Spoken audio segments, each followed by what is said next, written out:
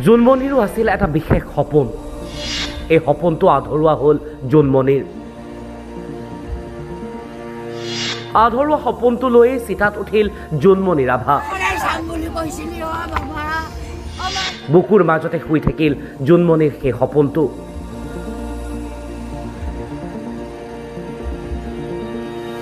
জোনমণিৰ হেঁপাহ আছিল প্ৰতিগৰাকী অসমীয়াৰ বুকুৱে বুকুৱে বৈ থকা জুবিন গাৰ্গৰ সৈতে একেখন মঞ্চত এটা গীত পৰিৱেশন কৰাৰ।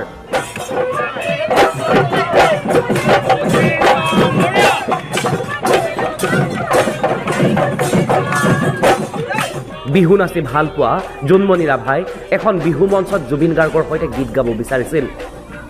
আৰু এই সপোনটো বুকুত লৈয়ে পৃথিৱীৰ পৰা আঁতৰি গ'ল জোনমণি ৰাভা।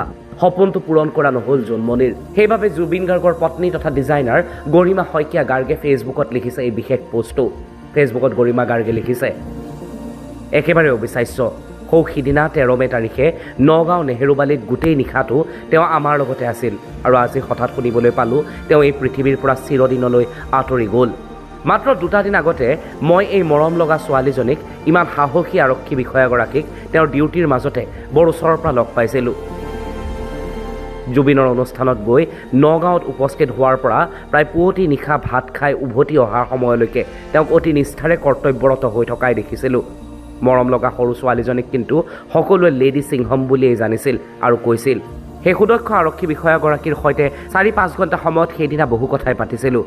তেওঁ গান গাই নাচি ভাল পায় বুলি জনাইছিল। কথা প্ৰসংগত তেওঁ সন্দিকৈ কলেজত পঢ়ি থকাৰ সময়ত নিয়মীয়াকৈ নাচ আৰু গানৰ অনুষ্ঠানো কৰিছিল বুলি জনাইছিল। ধেমালি কৰি জুবিনৰ লগত কোনোবা এদিন মঞ্চত গান এটা গাব বুলিও কৈছিল, কিন্তু সেই গীতটো আৰু কেতিয়াও গোৱা নহ'ব। #জোনমণি ৰাভা আৰু নাই।